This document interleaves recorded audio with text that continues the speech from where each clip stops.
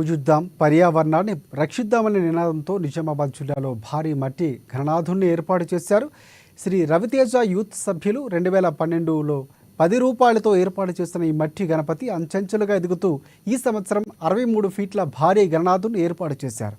అయితే నిజామాబాద్ జిల్లాలో వెలిసిన భారీ గణనాథునిపై ప్రత్యేకంగా మరింత సమాచారాన్ని మా ప్రతినిధి నవీన్ అందిస్తారు. నిజామాబాద్ జిల్లాలో గణపతి శోభయాత్ర కొనసాగుతుంది. ఊరు వాడ తేడా లేకుండా గల్లీ గల్లీలో కూడా భారీ గణనాథుని ఏర్పాటు చేస్తారు. ముఖ్యంగా వినాయక చవితి అనగానే గుర్తుకొచ్చేది నిజామాబాద్ ఇటు హైదరాబాద్లోని ఖైరతాబాద్ భారీ గణేష విగ్రహం అయితే అంత ప్రాజెక్టు పోయింది కాబట్టి గణేష్ మండపం తర్వాత నిజామాబాద్ జిల్లాలోనే ఇటు నిజామాబాద్ జిల్లా సంబంధించి శ్రీ రవితేజ యూత్ ఆధ్వర్యంలో భారీ గణనాథుని నెలకొల్పారు. ప్రతి సంవత్సరం కూడా మట్టి గణపతి స్పెషల్ చెప్పాలంటే ఇక్కడ మట్టి గణపతి భారీ వినాయక గణపతిని కూడా ఏర్పాటు చేస్తుంటారు. ఈ సంవత్సరం కూడా మనం చూడొచ్చు విజువల్స్ లో ఆ శంభు బోలశంకరుడి రూపంలో కూడా ఈసారి మట్టి గణపతిని భారీ 63 ఫీట్ల మట్టి గణపతిని కూడా ఇక్కడ ఏర్పాటు చేశారు. దీనికి ప్రత్యేకత ఏంటో తెలుసుకునే ప్రయత్నం చేస్తాం. దీనిపై మనతో మాట్లాడడానికి నిజామాబాద్ జిల్లా చెందినటువంటి రవితేజ యూత్ సభ్యులు ఉన్నారు. వీరు అడిగి మనం తెలుసుకుని చెప్పండి, ప్రతి సంవత్సరం కూడా మట్టి గణపతిని ఏర్పరిచారు. ప్రధానంగా ఎప్పటి నుంచి ఏర్పాటు చేస్తారు? ప్రత్యేక మట్టి గణపతిని ఏర్పడడానికి కారణం ఏంటి సార్? మా రవితేజ యూత్ సొసైటీ 1980లో ప్రారంభించడం జరిగింది. 10 రూపాయలతోటి చాలైన మా ప్రస్థానం ఇప్పుడు 10 లక్షల వ్యయంతో కొనసాగుతుంది. ఎందుకంటే 1980లో మేము చిన్నతనం ఉన్నప్పుడు 10 రూపాయలతోటి ప్రారంభించాం. 2012 సిల్వర్ జూబ్లీ సందర్భంగా మేము ఒక యూత్ సభ్యులమందరము ఏకతాటిగా తీర్మానం చేసి యువతకు ఒక సందేశం ఇవ్వాలనే ఉద్దేశంతో మట్టి గణపతి పెడితే బాగుంటుంది. ఏంటంటే వాతావరణం కలుషితం అవుతుంది కాబట్టి పర్యావరణాన్ని కాపాడాలంటే ఏదో ఒక విధంగా అందరికీ మంచి చేయాలనే ఉద్దేశంతో మా యూత్ సభ్యులందరం కలిసి మట్టి గణపతిని పెట్టాలి. అందులోనే చిన్న మట్టి గణపతి పెడితే దానికి అవేర్నెస్ రాదు కాబట్టి పెద్ద మట్టి గణపతి పెడితే ఒక సందేశం పోయిన వాళ్ళ అవుతుంది కాబట్టి మేము ఏంటంటే ఒక స్లోగాన్ తీసుకొని మట్టి గణపతిలోనే పూజించండి, పర్యావరణాన్ని కాపాడాలనే ఉద్దేశంతో ఈ యొక్క మట్టి గణపతి ఏర్పాటు చేయడం జరిగింది. దీనికి సంబంధించి మట్టి ఎక్కడికి మట్టి కర్రలు కానీ ఎక్కడికి తీసుకొస్తారు, కళాకారులు ఎక్కడికి తీసుకొస్తారు, ఎన్ని రోజులు టైం పడుతుంది ఏర్పాటు చేయాలంటే?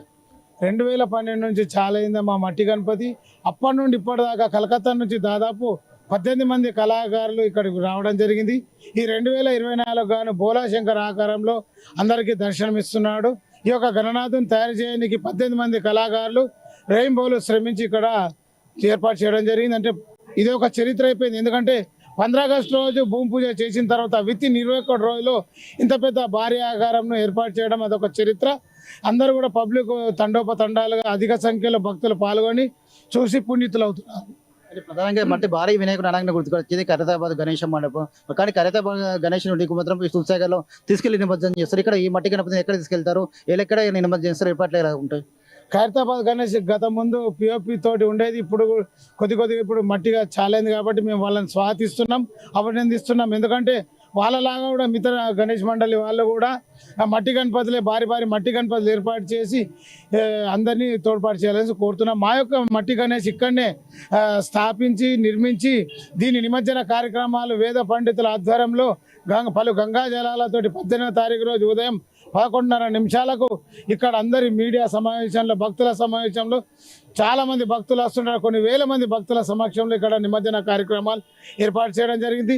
నిమజ్జన కార్యక్రమాలు అయిన తర్వాత అందులో ఉన్న మట్టిని మహిళలు అందరూ వాళ్ళ ఇంటికి తీసుకెళ్లి తులసి చెట్లో కానీ పొలాలలో కానీ ఇంటిపైన వేసుకుంటారు. ఎందుకంటే కొన్ని నెలల నుంచి ఈ యొక్క ఆకారం తయారు చేసిన గణనాథుడు ఎంతో పుణ్యం ఉంటుంది కాబట్టి అంత మంచి జరుగుతుంది, సుఖ సంతోషాలతో ఉంటుందనే నమ్మకంతో అందరూ కూడా ఆ యొక్క మట్టిని తులసి చెట్లలోను మళ్ళీ పొలాలలోను ఇతర ప్రాంతాలలో వేస్తారు. ఆ యొక్క మిగిలిన మట్టిని ట్రక్ ద్వారా తీసుకెళ్లి బాసర గంగలో నిమజ్జనం చేసిన తర్వాత ఈ యొక్క కార్యక్రమం ముగుస్తుంది. మీరు చెప్పండి, భారీ 63 ఫీట్ల మట్టి గణపతిని ఇక్కడ ఏర్పాటు చేశారు. మీరు ఇక్కడ వచ్చారు, చూస్తే ఎలా అనిపిస్తుంది అసలు? చాలా నాకు ఆనందంగా ఉంది, సంతోషంగా ఉంది. యాక్చువల్గా ఏంటంటే ఖైరతాబాద్ గణేష్ తర్వాత అంతటి విశేషం ఉన్న ఈ గణపతి ఇక్కడ మన పోచమ్మ గల్లీలో మన నీలగిరి రాజు అధ్యక్షులు వారి సమక్షంలో నిర్వహించడం చాలా సంతోషంగా ఉంది.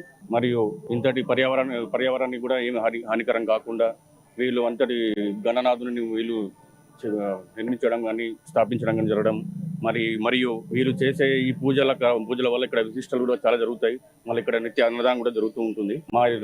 అలాగే రేపు కూడా మా ఆధ్వర్యంలో నిత్యాన్నదానం రేపు అన్నదానం కూడా మేము నిర్వహించడం జరుగుతుంది. ఇప్పుడు ఖైరతాబాద్ గణేష్ తర్వాత నిజామాబాద్ జిల్లాలో ప్రత్యేకత ఉంది. ఇటు ఇంటి మధ్య భారీ వినాయకుడిని కూడా నిజామాబాద్ జిల్లాలో ఏర్పాటు చేశారు రవితేజ యువత ఆధ్వర్యంలో. ఎలా చూస్తున్నారు, ఎలా ఫీల్ అవుతున్నారు? ముందుగా విశ్వ హిందూ పరిషత్ తరపున హిందూ బంధువులకు వినాయక చవితి శుభాకాంక్షలు తెలియజేస్తూ ఈ నవరాత్రుల శుభాకాంక్షలు తెలియజేస్తున్నాం. అదే విధంగా ఇందూరు నగరంలో రవితేజ యూత్ సొసైటీ వారు సిల్వర్ జూబ్లీ ఏదైతే వాళ్ళకి 25 ఇయర్స్ గణేష్ మండలి స్థాపించి 25 ఇయర్స్ అవుతుందో ఆ రోజు అందరు తీర్మానం చేసి మట్టి గణనాథుని స్థాపిద్దామన్న ఆ ఉద్దేశంతో 13 సంవత్సరాలుగా దినదినంగా 25 ఫీట్ల నుంచి స్టార్ట్ చేస్తే ఇవాళ 63 ఫీట్ల వరకు భారీ గణనాథుని నిర్మించారు. అయితే ఖైరతాబాద్ గణేష్ ఏందో ఇక్కడ ఉన్న పలు జిల్లాల నుంచి కూడా ఎప్పుడు కూడా భాగ్యనగర్కి పోవాల పెద్ద మట్టి గణపతిని చూడాలని అనుకుంటే అన్న ఏదైతే ఉండేనో దాన్ని లేదు మన ఇందూరు నగరంలోనే ఖైరతాబాద్ గణేషుని తగ్గట్టుగా ఇక్కడ పెద్దగా మట్టి గణనాథుడు ఉన్నది కాబట్టి ఇక్కడికి వెళ్దాం అన్నట్ల ప్రజలందరూ ప్రతిరోజు తండోపదండాలుగా వస్తూ ఇక్కడ దర్శనం చేసుకుంటారు. అదే విధంగా వీళ్ళు ఏదైతే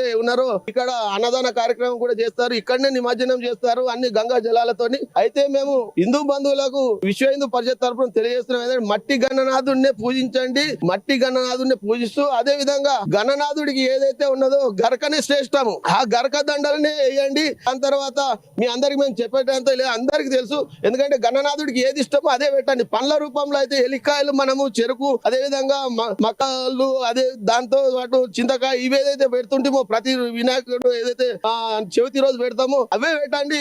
మీరు నచ్చినవన్నీ పండ్ల రూపంలో ఏదో రకంగా మార్కెట్ లో దొరికినాయని పెట్టి గణనాథుడికి ఇష్టం లేని పెట్టండి. మనం ఏదైతే ఉందో మన అందరికి తెలిసింది. మనకు సనాతన ధర్మంలో పెద్దలందరూ అప్పటి నుంచి ఏ విధంగా అయితే పూజ చేస్తారో దాన్ని పాటిస్తూ మన సనాతన ధర్మాన్ని కాపాడుకుందాం.